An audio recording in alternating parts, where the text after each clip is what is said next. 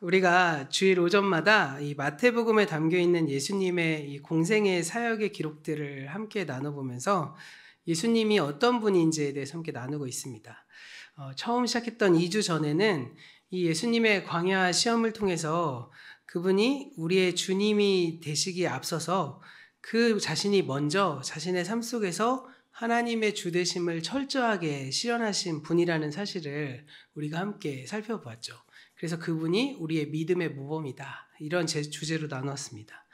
그리고 지난주에는 예수님께서 우리의 주님으로 오실 때 정말 예루살렘이라는 그 환상의 도시, 그 큰 도시에 오시는 것이 아니라 멸시받는 땅, 천대받는 땅으로 오셔서 이 갈릴리에서 지상사역의 대부분을 보내신 그 나사렛 예수, 그러니까 갈릴리 사람으로 오신 예수님에 대해서 함께 살펴보았습니다. 오늘 말씀은 이것에 이제 이어지는 말씀인데요. 예수님은 이 제자들을 불러서 공생의 사역을 함께 하신 분으로 그려지고 있습니다. 그래서 오늘은 이 예수님의 부르심의 사건을 통해서 예수님이 누구시고 또 부름받은 제자들인 우리가 예수님과 어떠한 관계를 맺어야 할지에 대해서 함께 나눠보고자 합니다. 본격적으로 오늘 말씀에 들어가기 앞서서 그러면 우리가 제자를 부르셨다 할 때 이 제자는 어떤 사람을 가리키는 용어일까요? 신약 성경에서 이 제자라는 말은 두 개의 동사와 아주 밀접한 관계가 있는데요. 하나는 헬라어에서 제자를 가리키는 단어가 마세테스라고 하는 명사입니다. 이것은 배우다라는 뜻을 가지고 있는 동사인 만사노에서 온 단어인데요. 그러니까 정리해보면 제자는 배우는 사람이라는 뜻이죠. 그래서 이 배운다라고 했을 때 이 배움은 또 두 가지의 갈래로 나눠볼 수 있을 것 같습니다. 하나는 무엇이냐면 학교에서 선생님의 강의를 듣는 학생, 뭐 이런 것들, 문화생 이런 것을 뜻하는 말이기도 하고요. 또 한 갈래는 기술이나 이 예술의 대가에게 배우는 교육 방식, 그러니까 이것을 도제식 교육이라고 하는데 뭐 견습생을 뜻하는 용어이기도 합니다. 옆에서 이렇게 보면서 하시는 것들을 쭉 보고 그것을 따라 배우는 도제 혹은 견습생 같은 배움을 뜻하는 용어이기도 하겠죠. 그러면 이 예수의 제자들은 이 문화생, 강의를 듣는 학생에 가까울까요? 아니면 견습생에 가까울까요? 그 배움이 어느 것에 좀 더 가까울 거라고 생각하세요? 네, 옆에서 하나하나씩 배우는 도제와 견습생이 오히려 예수의 제자에 가까워 보이는 모습이기는 합니다. 예수의 제자들은 그의 공생의 기간 동안 함께 먹고 함께 자면서 실제로 예수와 함께 생활하고 살아내면서 배움을 계속 거듭했기 때문입니다. 그런데 이 신약성서에는 이 배우다라는 동사 외에도 제자라는 말과 관련된 아주 중요한 동사가 하나 더 나옵니다. 그것이 바로 오늘 함께 읽어본 말씀에도 등장하는데 우리 준비된 화면을 보면서 4장 19절의 말씀을 함께 읽어보도록 하겠습니다. 함께 읽겠습니다. 말씀하시되 나를 따라오라 내가 너희를 사람을 낚는 어부가 되게 하리라 하시니. 네, 어떤 단어일까요? 따르라, 따라오라 라는 단어입니다. 예수님께서 갈릴리 바다에서 그물을 던져서 고기를 잡고 있던 이 베드로와 안드레에게 다가가서 나를 따라오라 이렇게 말씀하셨습니다. 복음서의 말씀을 보면 이 따른다라는 말이 제자됨을 가리키는 어떤 일종의 전문 용어처럼 사용하고 있음을 발견하게 됩니다. 예를 들어서요, 마태복음 8장 22절에서 예수님께서 한 제자에게 이렇게 말씀하십니다. 죽은 사람의 장례는 죽은 사람에게 맡기고 너는 나를 따르라 이렇게 말씀하셨고요. 또 10장 38절과 16장 24절에서 자기 십자가를 지고 나를 따르라 이렇게 또 말씀하십니다. 그리고 또 19장 22절과 28절에서 예수님은 부자 청년에게 나를 따르라 이런 말씀을 또 하시죠. 그런 의미에서 이 성경이 말하는 제자란 예수를 따르는 사람이라고도 할 수 있습니다. 그런데 이 예수를 따라간다는 것, 이것은 우리가 복음에 대해서 살펴본 가운데 반복적으로 등장했던 이 어구들의 다른 표현이기도 하겠습니다. 사실 제가 처음에 오자마자 계속 연이어서 매주 말하고 있는 그래서 귀에 딱지가 앉을 정도로 설교할 때마다 설명드리는 내용이 있습니다. 그래서 그것이 무엇이냐, 복음이란 무엇이고 믿음이란 무엇이냐? 이걸 계속 설명드리고 있는데 혹시 기억하십니까? 사실은 이 용어는 옆에서 쿡 찔러도 나올 정도로 이제 귀에 계속 이렇게 각인하셔야 되는 용어인데요. 바로 무엇이냐? 복음이란 무엇이라고 그랬죠? 복음은 하나님의 주되심, 하나님의 주인 되심입니다. 그래서 주님께서 그 십자가 부활, 그 부활을 통해서 우리의 주인이 되시고 하나님 나라의 왕이 되셔서 만물의 주권자, 우리의 주인이 되셨다라는 것입니다. 그래서 이 복음이란 그 예수님이 우리의 주인 되어졌다는 소식이 바로 복음이고요. 그럼 믿음이란 무엇이죠? 이것도 굉장히 중요한 용어입니다. 계속 설명드릴 거고요. 그래서 이것도 옆에서 쿡 찌르면 귀에 탁 해서 바로 나오실 수 있을 용어가 되셔야 되는데, 이 믿음이란 그 예수를 주님으로 섬기는 삶이 바로 믿음입니다. 그러니까 예수를 따라가는 삶이 곧 믿음이라는 것이죠.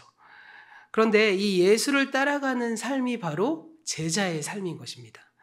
그러므로 예수를 믿는다는 것, 그것은 바로 예수의 제자가 된다는 뜻입니다. 그것이 복음서에 담겨져 있는 믿음이고요. 예수님께서 우리에게 기대하시는 제자됨이기도 하다는 것입니다. 그런데 우리는 사실 제자라고 말하면 이 그리스도인들 가운데서도 꼭 좀 지도자의 위치에 있는 사람들을 제자라고 생각하는 경향이 없지 않습니다. 혹은 부름받은 성직자들, 이런 성직자들이 사실 부름받은 건 성직자만 부름받은 게 아니라 우리 모두가 다 부름받았잖아요. 하나님의 자녀로, 하나님의 제자로 부름받았는데 꼭 우리는 성직자만 부름받았다고 생각하는 경향이 있습니다. 그런 사람들이 제자가 아닌가? 이렇게 생각한다는 겁니다. 제가 예를 들어 어느 성도님한테 딱 가서 성도님 예수 믿으시죠? 네, 예수 믿습니다. 구원 받으셨죠? 아멘입니다. 저 구원 받았습니다. 그럼 제자시네요? 이렇게 얘기하면 제자는 좀 이렇게 반응하신다는 거죠. 그러니까 제자라는 이미지가 나는 예수는 믿어. 나는 구원은 받았어. 그런데 아직 제자의 레벨까지는 아닌 거 아니야? 이렇게 생각하신다는 겁니다. 그런데 그게 우리가 가지고 있는 잘못된 생각이라는 것이죠. 사실은 예수를 믿는 사람들은 모두가 다 제자라는 것입니다. 그것이 바로 마태복음에서 줄기차게 우리 복음서에서 계속적으로 이야기하고 있는 것이고요. 이 특별히 마태복음에서 제자는 그런 특별한 직분을 가리키는 것이 아니라 모든 그리스도인을 가리키는 말입니다. 그러니까 믿는 사람이 된다는 것, 그것이 바로 제자가 된다는 것과 같은 뜻이라는 것을 꼭 기억하시기를 바랍니다. 마태복음 마지막에 있는 28장 16절 말씀에서요, 예수님께서 이 예루살렘에서 고난받으시고 십자가에 죽으신 이후에 부활하셔서 다시 갈릴리로 가셨죠. 이 갈릴리에서 제자들을 만나서 그들과 함께 생활하시면서 이 복음을 전해주시고 그리고 하나님의 뜻을 밝히 알려주시고 이제 비로소 승천하실 때가 가까워 왔습니다. 이 승천하실 때 제자들을 모아놓고 하신 말씀을 바로 우리는 지상명령이라고 보통 이야기하는데요. 이 지상명령, 다른 말로 하면 대위임이라고 합니다. 이런 말씀이 바로 마태복음 28장 19절과 20절 말씀에 담겨져 있는데 이 말씀도 우리 화면을 보시면서 함께 읽어보도록 하겠습니다. 그러므로 너희는 가서 모든 민족을 제자로 삼아 아버지와 아들과 성령의 이름으로 세례를 베풀고 내가 너희에게 분부한 모든 것을 항상 가르쳐 지키게 하라. 볼지어다 내가 세상 끝날까지 너희와 항상 함께 있으리라 하시니라. 아멘. 이 말씀을 보시면 예수님께서 너희는 가서 모든 민족을 제자로 삼아서 쭉 하면서 이어지는 설명이 나오죠. 그래서 이 말씀에는 여러 개의 동사들이 나옵니다. 세례를 베풀어라, 가르쳐라, 지키게 하라, 이런 여러 가지 동사가 나오는데 사실 그 가운데 가장 중요한 본동사는 바로 제자를 삼아라 라는 말씀입니다. 이 제자를 삼으라는 말이 중요한 말이고 이 나머지 동사들은 이 제자 삼는 것이 무엇을 의미하는지 혹은 어떻게 제자를 삼을 것인지 그것을 설명하는 분사 구문이라고 할 수 있는 것이죠. 그런 점에서 너희는 가서 모든 민족으로 제자를 삼으라. 모든 사람들, 예수를 따르는 모든 사람들이 되도록 복음을 전해라. 그래서 모든 민족 가운데 너희가 살아가는 모든 삶의 영역에서 하나님의 주되심을 이루라. 이것이 바로 마태복음의 마지막 장면에 나오는 예수님의 지상명령, 그러니까 대위임입니다. 그런데 여기서 제자란 방금 설명드린 것처럼 믿는 사람 가운데 특수한 그룹을 가리키는 것이 아니라 믿는 사람 전체를 가리키는 겁니다. 그래서 예를 들어 어떤 교회에서는 이렇게 표어로 뭐 성도에서 제자로 뭐 이런 표어들 있잖아요. 그 사실 엄밀한 의미에서 기독교적으로는 잘못된 용어입니다. 왜냐하면 성도는 제자이기 때문입니다. 그런 점에 우리가 이것을, 그런데 왜 우리가 방금도 설명드린 바와 같이 믿는 것과 제자됨을 왜 구별해야 하느냐? 그것은 바로 믿음을 우리가 너무 가벼운 것으로 생각하기 때문이 아닐까 생각됩니다.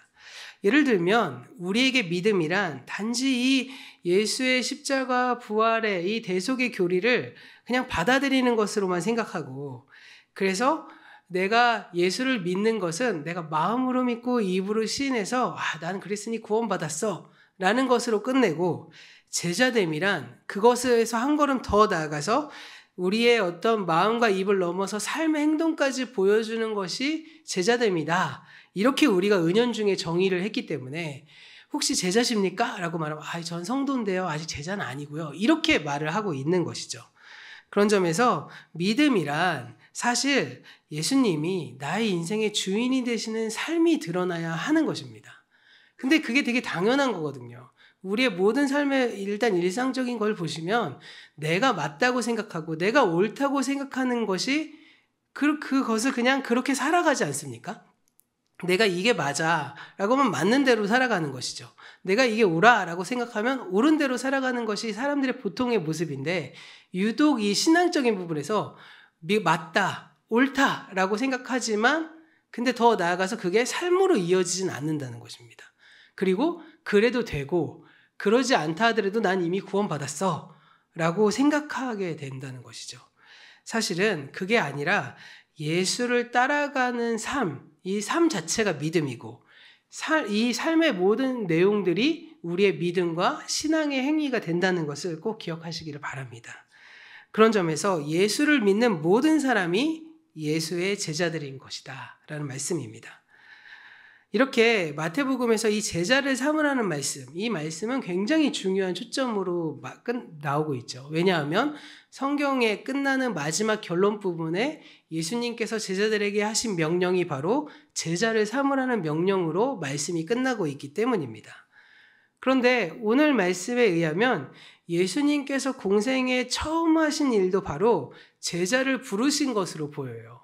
그러니까 제자를 부르신 일로 공생애를 시작하고 제자를 삼으라는 명령으로 마태복음이 구성되어 있다라고 해도 과언이 아닙니다.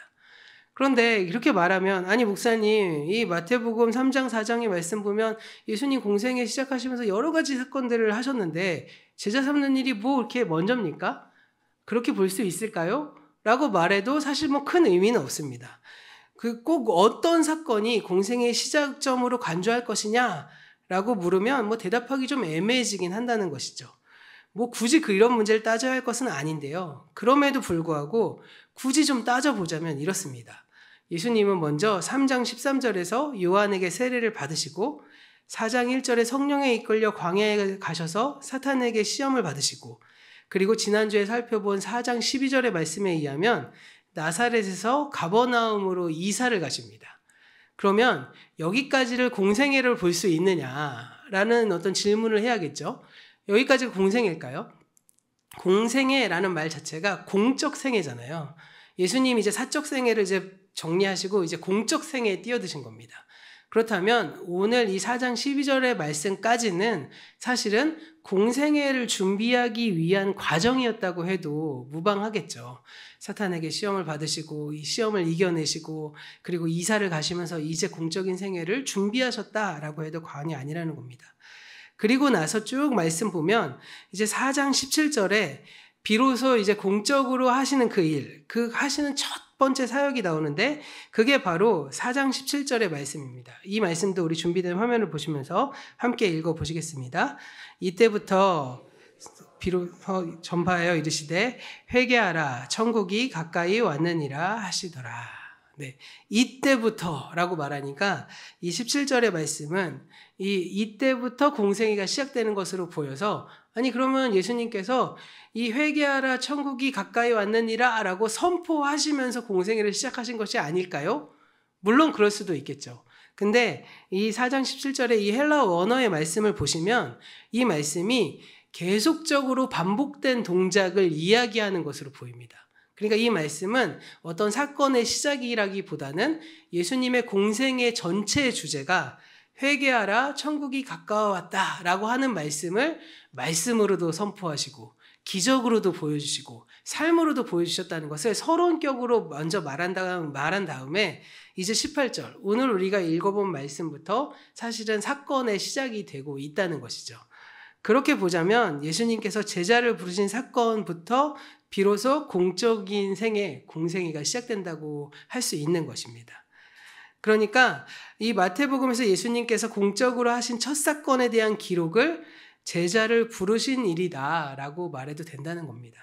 그리고 또 이 마태복음의 마지막, 예수님께서 승천하시면서 우리에게 부탁하셨다는 그 마지막이 제자를 삼으라는 명령으로 말씀을, 제자를 삼으시고 제자를 삼으라고 명령하시는 말씀으로 마태복음이 이제 구성된다고 할 수 있는 것이죠. 그런데 방금도 말씀드렸지만 뭐 이것을 가지고 막 논쟁하고자 하는 내용은 아닙니다. 그냥 마태복음의 내용이 그냥 이렇게 처음과 끝에 어떤 수미상관의 형식으로 말씀이 구성되고 있다는 사실을 보여주고 있는 것이죠. 그러니까 정리를 해보니까 그렇다라는 것입니다. 그런데 그런 이야기들을 통해서 쭉 생각해 보면 결국에는 제자를 부르신 일은 예수의 공생애의 첫 사건이면서 동시에 지상생애의 마지막 장면이 되는 아주 중요한 것이라고도 볼 수 있는데요. 그러면 이 마태복음이 왜 이 일을, 제자 삼는 이 일을 왜 이렇게 중요하게 다루는 것일까라고 한번 생각해 보실 필요가 있다는 것이죠. 그러면 그것에 이제 보자면 제자를 부르시는 일이 그만큼 비중이 있기 때문에 그런 것이 아닐까 이렇게 생각이 되겠죠. 그리고 예수님의 사역에서 제자들의 역할이 중요하기 때문에 그런 것은 아닐까 이렇게 또 추정해 볼 수도 있겠습니다. 그런데 그러한 기대를 가지고 마태복음을 쭉 읽어 나가시면 사실 우리의 기대가 여지없이 무너진다는 것을 보게 됩니다. 왜냐하면요. 마태복음 안에서 제자들이 하는 일이 그리 많지 않거든요. 이 마태복음 내에서 제자들이 막 비중 있게 참여한 사례들이 별로 많지가 않습니다. 심지어 사복음서 안에서 유독 마태복음이 더 제자들의 비중을 의도적으로 흐리고 없애버리려고 하는 것처럼 보여지는 뉘앙스도 보입니다. 예를 들어 마태복음 안에서 제자들이 그래도 그나마 예수의 사역에 비중 있게 참여한 사건들이 몇 가지가 있는데 그것이 뭐냐면요. 오병이어의 기적 사건에서 제자들이 조금 그나마 비중 있게 등장하고요. 그와 비슷한 칠병이어의 사건에도 좀 비슷하게 등장합니다. 그 일들은 무엇이죠? 바로 무리들에게 빵을 나눠주고 물고기를 나눠주고 다 먹은 다음에 부스러기를 이렇게 걷어들이는 일. 뭐 이 정도 이런 것들이 제자들이 한 가장 중요한 사건 가운데 하나입니다. 또 두 번째로는 종료주일에 예수님께서 예루살렘 성전에 입성하기 위해서 낙이 2마리 정도를 준비한 일, 그리고 유월절에 최후의 만찬을 준비한 일, 뭐 이 정도가 제자들이 의미 있게 한 일 정도로 보여지고 있다는 겁니다. 심지어 마태복음 10장에서 예수님께서 이 12제자의 파송을 하는데요. 이 파송을 하면서 예수님께서 설교를 쭉 하시거든요. 이 설교하는 내용들을 쭉 보고 나면 우린 당연히 설교 이후에 제자들이 그 말씀을 붙들고 이렇게 했더라라는 내용을 기대할 텐데 마태복음의 내용을 보면 그런 기록이 전혀 등장하지 않습니다. 그냥 설교는 있는데 파송받은 제자들의 모습이 그 다음에 나오지 않는다는 거예요. 심지어 다른 복음서에서는 그 제자들이 예수님의 복음을 들고 막 밖으로 사방으로 나가서 복음을 전하고 와서 선교 보고도 합니다. 그랬더니 예수님이 막 너무 기뻐서 막 사탄이 하늘에서 별처럼 떨어지는 걸 내가 봤다. 막 이런 내용들도 나오는데 마태복음엔 그런 기록이 없어요. 네. 그냥 공생의 사역이 진행되는 그 동안에 제자들은 그저 무리들과 함께 섞여서 예수님의 설교를 듣는 청중에 불과했습니다. 그리고 그것도 그 가운데서도 그렇게 중요하고 훌륭한 청중들도 아니었던 것으로 보여요. 왜냐하면 사실은 그들이 예수님의 말씀을 온전히 이해하지도 못했기 때문입니다. 사실은 뭐 설교를 할 때도 그렇고 방송국에도 그렇고 막 이렇게 얘기를 했을 때 청중들이 굉장히 중요하지 않습니까? 이 리액션이 되게 중요합니다. 제가 설교할 때도 이렇게 막 설교를 막 하는데 냉랭하게 이렇게 쫙 계시잖아요. 그러면 제 어떤 그 마음이 한없이 쪼그라들고 막 눈치를 볼 수밖에 없죠. 그런데 막 고개를 막 끄덕이시고 막 눈을 반짝반짝 빛내시고 막 동의의 아멘을 막 하시면 막 저도 신나죠. 제가 아멘하라고 강요하는 건 아닙니다. 그냥 그렇다는 거예요. 그런데 이 제자들이 훌륭한 청중이었으면 막 예수님이 말할 때 막 화답하고 막 그렇구나 막 이러고 해야 되는데 오히려 제자들은 어떻죠? 예수님이 설교 다 끝나시고 나면 쓱 와서 예수님 근데 이게 무슨 뜻이죠? 막 이렇게 막 물어봐요. 예수님 얼마나 답답하셨을까요? 예, 그냥 이런 청중들에 불과했습니다. 심지어 그들은 풍랑이 있는 바다에서 두려워하다가 예수님으로부터 믿음이 적은 자라는 핀잔도 듣고요. 심지어 베드로는 예수님의 순한 예고를 만류하다가 사탄아 물러가라 이런 소리까지 듣습니다. 더 나아가서 이 제자들은 예수님의 사역에 걸림돌까지 되는데 마태복음 12장에서 이 안식일에 밀밭 사이를 지날 때 이 사람들도 유대인이었으면서도 유대인의 하지 말아야 될 일, 음식을 먹기 위해서 탈곡하는 일을 합니다. 배고프니까 곡식을 막 까서 이걸 먹다가 또 바리새인들한테 걸려서 이 예수님과 논쟁이 벌어지기까지 하는 거죠. 불필요한 논쟁까지도 막 일으키는 겁니다. 그러던 제자들이 급기야는 마태복음 26장에서 체포되시는 예수를 보고 모두 스승을 버리고 도망갑니다. 그뿐만이 아닙니다. 이 복음서의 말씀을 보면 특별히 이 예수님의 제자들이 투명인간처럼 다뤄질 때가 참 많은데 특별히 마태복음엔 그 장면이 훨씬 더 두드러집니다. 오늘 본문에 이어지는 마태복음 4장 23절의 말씀을 우리 화면을 보시면서 함께 읽어보도록 하겠습니다. 4장 23절입니다. 예수께서 온 갈릴리에 두루 다니사 그들의 회당에서 가르치시며 천국의 복음을 전파하시며 백성 중에 모든 병과 모든 약한 것을 고치시니.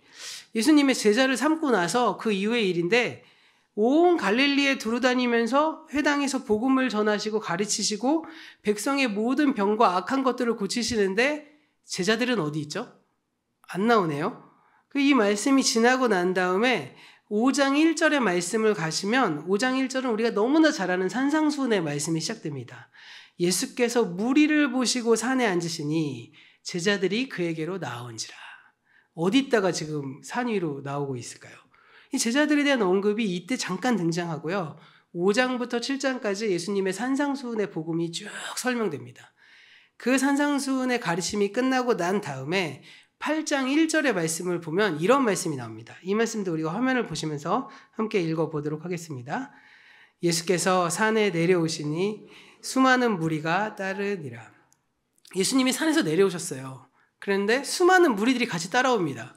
제자들은 어디 갔죠? 아직 그 산에 남아서 야영하고 있는 겁니까? 어떻게 보면 제자들의 행방이 나오지 않아요.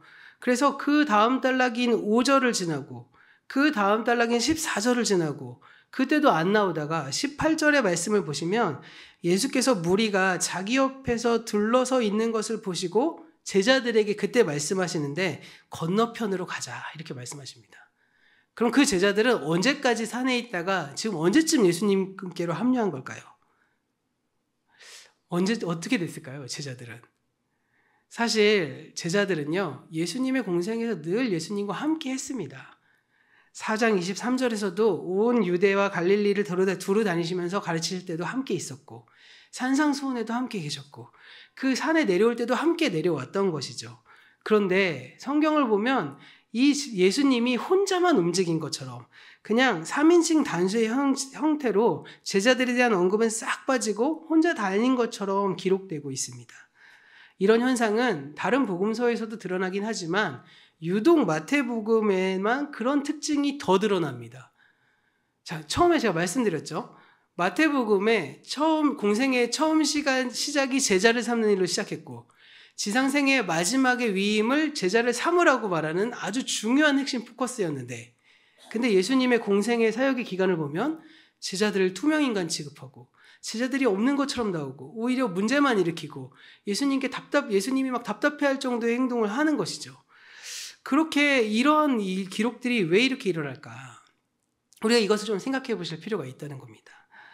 결국 예수님께서 제자를 부르신 그 사건을 마태복음이 강조한 이유가 강조의 포커스가 제자들이 중요한 역할을 해서도 아니고 제자들이 위대해서도 아니고 똑똑해서도 아니고 예수님의 사역에서 중요한 역할을 감당했기 때문도 아니라는 것입니다. 사실 따지고 보면 예수님은요, 별로 내세울 것이 없는 지극히 평범한 사람들을 제자로 부르셨어요. 오늘 말씀을 보면 이 4명의 제자를 부르실 때 이 4명의 제자들이 다 어부 출신이고 갈릴리에 나오는 그 수많은 일을 하는 중에 4분을 딱딱딱딱 집은 거예요. 그러면 다른 사람을 제자로 삼아도 그리 그렇게 특별할 게 없는, 다른 사람이 해도 될 만한 사람들을, 큰 차이가 없는 사람들을 이렇게 부르셨다는 겁니다. 물론 그들의 미래, 그들의 어떠한 결과, 이 모든 것을 아시는 주님께서 그들의 가능성을 보시고 하셨을 수도 있겠죠. 하지만 지금의 모습, 그리고 공생의 사역의 모습만 보더라도 제자들은 그리 예수님의 사역에 있어서 중요한 존재는 아니었던 것으로 보여집니다. 그냥 그 제자, 4명의 제자를 제외한 나머지 사람들도 큰 차이 없이 갈릴리 촌사람들이었을 것이고, 출신이 대단한 것도 아니고 출중한 능력을 가진 것도 아니고, 말씀을 보면 그리 총명한 것도 아니고, 심지어 마태는 그 당시 사람들이 죄인으로 취급받던 세리였습니다. 그런 점에서 우리가 예수님이 제자를 부르신 사건을 이해하기 위해서는 이 제자들의 포커스를 맞추는 것보다 오히려 예수님에게 주목을 해야 한다는 것이죠. 그래서 우리가 이러한 질문으로 좀 바꿔봐야 할 것 같습니다. 그렇게 뛰어난 인물도 아니고 머지않아 별로 쓸모없는 것으로 판명될 이 사람들은 왜 예수님께서 제자로 부르신 것일까? 그런 점에서 이 이야기 역시도 우리는 예수는 누구신가? 예수는 어떻게 우리의 주님이 되셨는가의 질문에 답을 주는 말씀이 될 수도 있는 것입니다. 그리고 이러한 질문을 바탕으로 해서 오늘의 말씀을 읽으면 여기서 우리가 한 가지 특별한 점을 발견하게 되는데 그것이 무엇일까요? 바로 예수님이 제자를 부르신 그 장면이 오히려 하나님이 이스라엘의 민족을 처음 부르신 그 장면과 상당히 유사하다. 이것을 볼 수 있는 겁니다. 이스라엘 민족을 처음 부르신 사건, 바로 하나님께서 아브라함을 부르신 사건이죠. 그것이 바로 창세기 12장에 기록되어 있는데 이 창세기 12장을 통해서 사실 이스라엘 민족의 시작점이 되게 됩니다. 사실 창세기 1장부터 11장까지 이야기는 이스라엘의 민족의 테두리를 벗어난 이 온 유대, 유대가 아니라 온 민족, 온 만물을 창조한 인류의 창조 이야기를 하고 있다면 12장부터 비로소 하나님께서 아브라함과 그의 자손을 택하셔서 이스라엘로 삼으신 이야기가 시작되기 때문입니다. 하나님께서 어느 날 아브라함에게 나타나시죠. 그때까지 사실 아브라함은 이방인이었습니다. 그러니까 유대 민족의 틀에서 보자면 사실 근데 그 당시에 유대 민족도 없으니 이방인이라고 부를 수도 없었겠죠. 근데 메소포타미아인 사람이었습니다. 가나안 사람이 아니었던 것이죠. 그리고 다른 말씀을 보시면 이 아브라함의 아버지 데라는 오히려 이방신을 만들던 사람이기도 했습니다. 그랬던 아브라함을 하나님께서 친히 부르셔서 이렇게 말씀하십니다. 너는 너의 본토와 친척과 아버지의 집을 떠나 내가 내게 보여준 땅으로 가라. 내가 너로 큰 민족이 되게 하겠다. 이렇게 말씀하십니다. 이런 하나님의 명령은 뒤에 나오는 그 명령을 따를 때 결과도 나오죠.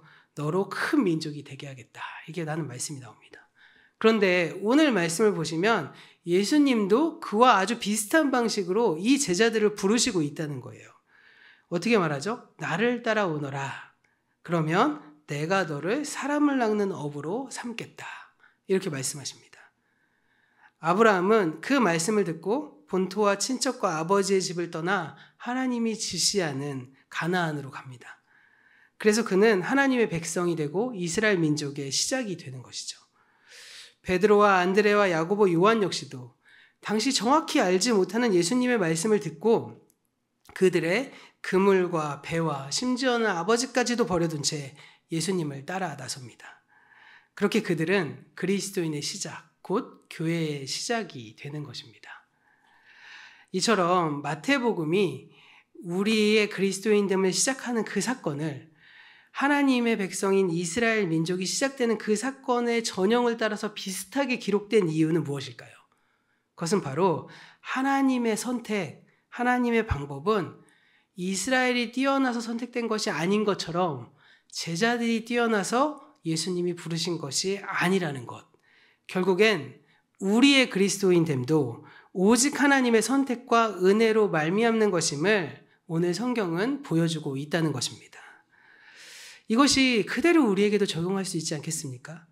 예수님께서 제자를 부르신 것이 제자들이 그리 대단한 것이 아닌 것처럼 하나님께서 우리를 부르신 이유도 우리가 대단한 존재이기 때문에 부르신 것이 아닙니다. 가만히 보시면 그 당시 이 예수님 시대 때의 문헌들을 보면 사실요, 스승이 제자를 찾지 않습니다. 그렇지 않을까요? 우리가 옛날 영화라든지 뭘 보면 제자들이 스승을 찾아가죠. 그래서 뭐라고 하죠? 스승, 저의 스승이 되어 주십시오. 이렇게 말하지 않습니까? 그럼 스승이 너는 좀 부족해. 넌 안 돼. 넌 할 만하면 데리고 쓰는 거고. 그럼 그 부족한 친구가 막 그 옆에서 막 물도 기르고 뭐 하고 막 하면은 이제 스승들이 지나가다 힐끔힐끔 보다가 요 가능성을 보고 그래 너 한번 해보자. 이렇게 하는 것들의 이야기의 전형인데 성경의 말씀을 가만히 보니까 제자들이 스승인 예수를 찾은 것도 아니고 오히려 위대한 스승 곁으로 제자를 몰려드는 것이 맞는데 오히려 그러지 않고 반대로 스승이 제자를 찾아 나가고 있다는 것입니다. 복음서에서 예수님과 제자들의 만난 이야기를 보면 예수님이 먼저 찾아오셔서 제자를 불러주십니다. 제자들이 예수를 찾아간 것이 아니라 그분의 전적인 선택, 그분의 은혜로 제자를 부르신 것입니다. 이처럼 우리 역시도 우리가 예수를 찾아가기 전에 주님께서 먼저 우리를 부르셨습니다. 제자들은 예수의 공생의 기간 동안에 함께 지내고 함께 움직이면서 예수의 일거수일투족으로부터 배웠지만 그럼에도 불구하고 그들의 삶은 실패의 연속이었습니다. 그런데요, 가만히 보면 우리도 그런 사람들과 별반 다를 바가 없지 않습니까? 복음서를 읽어보면 그 이야기를 계속 진행됨에도 제자들이 통 변하지도 않습니다. 처음이나 나중이나 예수님 잘 이해하기 못하는 것은 매한가지고요. 믿음이 적은 것도 마찬가지고 결국 그들은 심지어 스승이신 예수를 버려두고 다 도망가 버립니다. 그런데 우리도 그렇지 않습니까? 세상 다 변해도 안 변한다는 그 사람이 바로 우리 아닙니까? 나 자신 아니겠습니까? 우리가 우리의 자녀들한테 너 그렇게 변해야 된다, 너 그렇게 살아야 된다 그렇게 혼내지만 사실 아빠 된 저도 잘 안 변하는 것, 제 방식과 제 그 고집이 죽도록 안 바뀌어서 맨날 실패를 반복함에도 그걸 고치지 않고 계속 그것에 빠져서 허우적대는 것, 그것이 우리의 인생 아니겠습니까? 그런데 너무나도 중요하고 너무나도 놀라운 사실은 무엇입니까? 그렇게 변하지 않았던 제자들, 그렇게 바뀌지 않았던 제자들이 어느 날 어느 순간 주님의 때에 주님의 시간이 차고 나면 그들도 완전히 변화되어 하나님의 그 믿음의 용사가 되고 그리고 하나님의 뜻을 이 세상 만방에 선포하는 그런 사도들로 변하게 되고 있는 것이죠. 사도행전을 읽어보면 제자들이 완전히 변화돼서 사내들인의 새로 그 무서운 권력 앞에서 정말 자신의 목숨을 내어놓는 것을 전혀 두려워하지 않을 정도로 당당하게 하나님 앞에서 하나님을 고백하면서 복음을 전하는 그런 모습들을 우리가 보게 됩니다. 심지어 순교의 자리에까지 나아가고 예수의 제자됨을 실천하고 있는 것이죠. 이런 모습을 바라볼 때 우리에게 희망이 있음을 발견하게 되는 것입니다. 왜냐하면 나의 능력이 아닌 하나님께서 하신다면 우리도 변화될 수 있기 때문입니다. 그래서 우리는 이 제자들과 같이 변화됨의 소망을 두고 변화의 희망을 가지고 하나님 앞에 우리의 자신을 하나님 앞에 내어놓아야 하는 것이죠. 그러니까 우리가 해야 될 일은 무엇일까요? 우리가 해야 될 일은 나의 노력을 업그레이드하고 내가 무엇을 하려고 하고 그러는 것이 아니라 그저 나의 모든 전 존재를 주님 앞에 내어드릴 때 주님께서 우리를 통해 일하시고 우리를 통해 하나님께서 하나하나 우리를 변화시켜 가주실 것입니다. 우리가 오늘 말씀을 통해 이러한 소원을 가지고 주님 앞에 우리를 부르신 주님 앞에 우리의 모든 것을 내어 맡기는 저와 여러분 되기를 간절히 소원합니다. 그럴 때 하나님께서 우리의 마음을 감동시키시고 우리의 행동과 태도와 성품을 변화시키시고 우리의 삶의 궁극적인 목표를 바꿔주셔서 우리 자신을 하나님 앞에 온전히 내어드릴 수 있는 믿음의 사도들, 믿음의 용사들, 그러한 제자들로 세워주실 것입니다. 다시 한번 강조하지만 우리는 부름받은 예수님의 제자들입니다. 예수님을 따라가며 예수님으로부터 배우며 예수의 길을 따라가야 하는 것입니다. 때로는 혼날 때도 있을 겁니다. 때로는 실패할 때도 있습니다. 그러나 도통 변하지 않은 제자들이 변화된 것처럼 우리도 그렇게 변화될 것입니다. 예수의 제자로서 그를 따라가는 모든 어떤 삶의 여정 속에서 우리의 모든 일정 속에서 하나님의 이끄심의 은혜가 제자됨으로 부르시는 그 하나님의 은혜가 가득가득 넘쳐나기를 소원하시기 바랍니다. 그래서 오늘보다는 내일이, 내일보다는 모레가 점점 더 예수 닮아가는 삶을 우린 살아가는 것이죠.